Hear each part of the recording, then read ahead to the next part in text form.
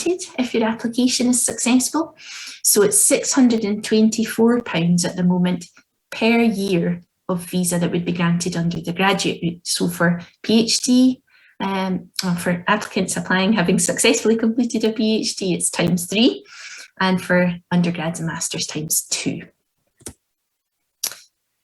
Now, there are no maintenance requirements under the graduate route, and some of you might remember when you applied for your student visa that you had to save a particular amount of money in your bank account for a certain number of days. There's no maintenance requirements under the graduate route visa, nothing like that that you need to show. However, at this point, we do always remind students to think about the other costs, the cost of living in the UK during a period where you might be still looking for work, you might not have secured your job yet. So just a kind of practical reminder about costs like council tax costs that you'll need to pay when you're no longer a student, costs like rent and bills, which we know are not decreasing at the moment, and that you wouldn't have any access to public funds as a graduate route visa holder. So just a wee practical reminder for you all to do with the finances there. I mentioned already that sometimes you'll see the word leave, sometimes you'll see the word permission, but what that's talking about is your visa. And on the date of making the graduate route visa application, you must still have valid permission, a valid visa as a Tier 4 general student or as a student if you came under the student route. You must also be sponsored as a student by a UK higher education provider with a track record of compliance. And as I said, University of Glasgow is one of those. It is also possible at the moment to apply with valid exceptional assurance. So if there's anyone in that position who has maybe completed their studies, you'll know if you hold that type of, it's not permission, but if you're here under that kind of category. One point to mention is that you must not have previously been granted a graduate route visa. So that's another reminder that the graduate visa can be obtained once in your lifetime. And for those of you who've been here as long as we have, you must not have previously been granted a DES visa. Some of you might not know what that was, but that was an old immigration category called the Doctorate Extension Scheme for PhD students who were nearing the end of their studies to stay on in the UK and work or look for work. So you mustn't have previously been granted a DES visa to apply under the graduate route. So here are some of the application requirements, and this is a points-based application. The Home Office say that successful applicants will need to have been awarded 70 points in total under 3 main areas, and those are the qualification requirement, the successful course completion requirement, and a study in the UK requirement. So we'll have a look in a wee bit more detail at those 3 areas now. So first of all, the qualification requirement. So you'll meet this requirement if you have successfully completed a course and you will be awarded a UK bachelor's degree or a UK postgraduate degree or what's called a relevant qualification. Now, relevant qualifications, you'll find the list that the Home Office have approved in the Appendix Graduate in the Immigration Rules, and I've put the paragraph number there for you if you think that applies to you. Relevant qualifications are things like PGDE, a PGCE, or the Diploma in Professional Legal Practice in Scotland. Someone's got their mic on. If you wouldn't mind checking that you're on mute, please, everybody. Just a wee bit of background noise, thanks.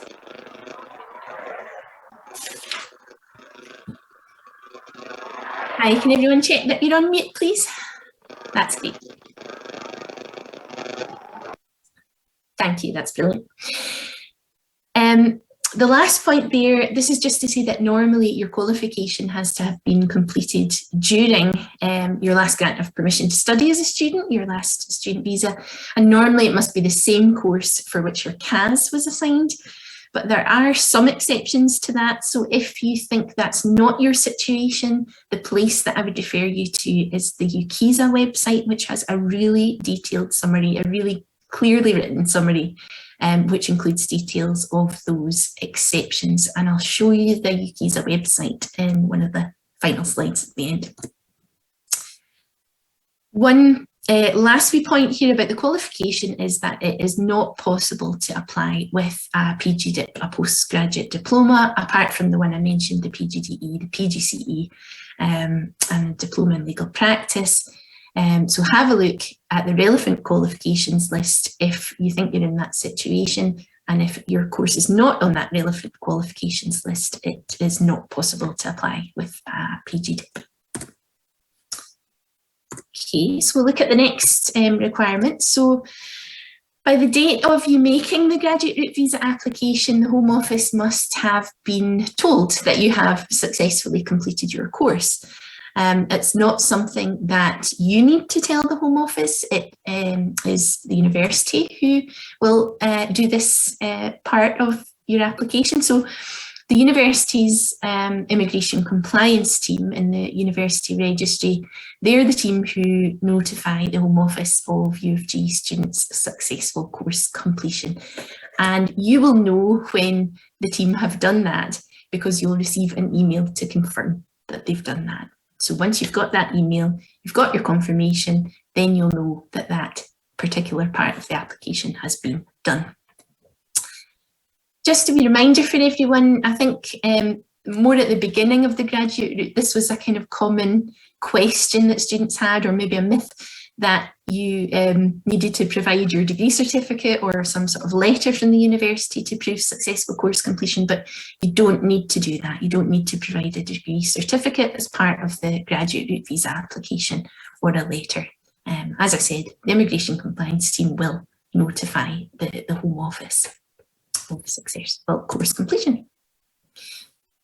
So the last part, the study in the UK part. Now, this can be a detailed part of the application, so I'm not going to spend too long on this, but just to kind of give you an introduction to this part of the requirements.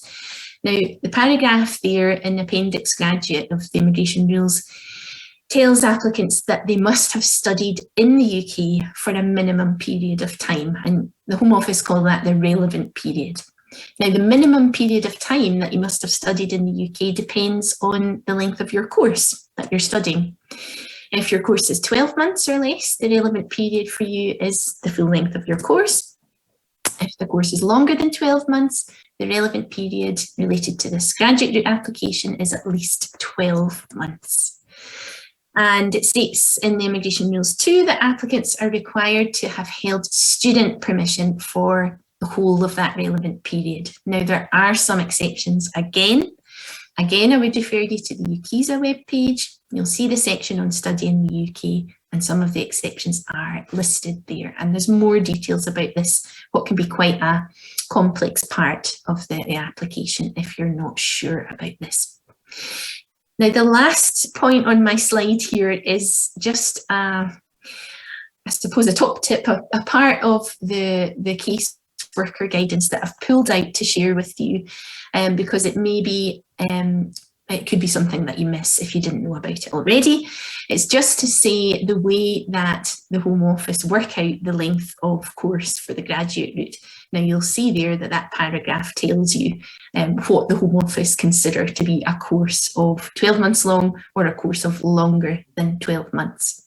So that's on page 11 of the caseworker, the caseworker guidance. And you'll find that on our webpage, the link to that. And all the links to everything I've mentioned in this, all the resources I've mentioned in this presentation today are on our webpage. So if you are concerned that you don't meet the study in the UK requirement, maybe because you've been distance learning outside the UK because of COVID, you might still be eligible to apply. Now, if you are thinking that this might be your situation, there is a document, I've put a little picture on the screen there. It's a temporary concessions document that was released by the Home Office, and there are temporary concessions to do with the graduate route and the study in the UK requirements in there. You'll also find a good summary of the concessions on the UKISA webpage that I've mentioned a few times. So if you think that you might need to check what these concessions are, if you think these might fit your situation, the concessions depend on a few things, and your deadline for coming to the UK depends on a few points. The length of your course is one of them. When your course began is another. And if you're entering for the first time, or if you're entering the UK having already been here before. So there's a few variables there, and that's why it gets a bit detailed, and we're not going to include that length of detail today. But again, if you think that that applies to you or might apply to you, have a look at the UKISA webpage or the temporary concessions document that I've put on the screen there, which you'll find on our webpage, the link. Just to lastly note that these are temporary concessions, so they might change at any point that the Home Office decides. So please just keep checking back to the source. Please keep checking back to the gov.uk webpage if you're relying on those. So what other application requirements might there be for you? You might be a sponsored student for your studies, or you might have been sponsored before. And some sponsored students need to obtain what's called a letter of consent from that financial sponsor in order to stay on in the UK under the graduate route and get that permission from the sponsor. So the part of the immigration rules that has more detail about that is GR 1.5, that's the paragraph in Appendix Graduate. And you can see the types of applicant who might be required to get that letter of consent. So depending on your type of sponsor and depending if you're still currently sponsored or when that sponsorship ended, if you're no longer sponsored. The other thing I will mention is that even if you look at this paragraph and you think, oh, that doesn't fit my situation, I don't need to get that letter of consent, but you did have a scholarship, for example, even if it doesn't require a letter of consent for the graduate route application, it is good practice for you to check your scholarship contract for any restrictions about staying on in the UK or extending your stay here, if there would be any penalties from your sponsor if you have those restrictions and you broke them. So it's really good practice to do that and just check if you are in receipt of a sponsorship or a scholarship. There are no English language requirements, so you don't need to sit any IELTS tests or anything like that. And the further details statement that was released quite some time ago just explained that your knowledge of English is understood having successfully completed a degree at a UK university. A few points for anyone who's here today who has dependents. So your partner, or if you have a child under 18 who are already here in the UK as a Tier 4 dependent or as your student dependent, they can apply to extend their stay as your graduate route dependent. It's only possible for them to make that application inside the UK. So if you have a partner or a child outside the UK, they can't apply for a graduate route dependent visa from outside the UK. They would need to check if they're eligible first to come to the UK as your student dependent, check the eligibility for that, then apply for permission from inside the UK to stay as your graduate route dependent. So that's an important point, I think, to raise. There are, as always, specific rules related to child-dependent applications. So if you're applying with children, make sure you've had a read of those. A good summary, again, on the UKISA webpage. So what are the next steps? If you're interested still in the graduate route, and this is just a very quick summary session today, but you want to find out a wee bit more, where do you go next? Well, I've put some pictures of some handy resources on this particular slide, so that you can keep yourself up to date on changes, on developments of the route. First of all, the picture at the top is a picture of my team's webpage. We have a webpage dedicated to working in the UK after studies, and the very first section there you'll see is about the graduate route, where we've got a summary of the application requirements, and we've got a very extensive list of the resources that I've mentioned in this presentation today, including the UKISA website, which you'll see at the bottom left there, which has a really useful, clear summary on the graduate route application requirements. So I'd recommend reading that if you're interested in finding out more. And we will, of course, put updates on our latest news webpage if there are any big changes too. So thank you very much, everyone, for listening to that very quick run through of a summary of the graduate route. I hope it was helpful. I know we don't have a great deal of time for questions, but I'll just stop sharing my screen now. And Gail, I'm going to open up questions to you first of all, seeing as you spoke first.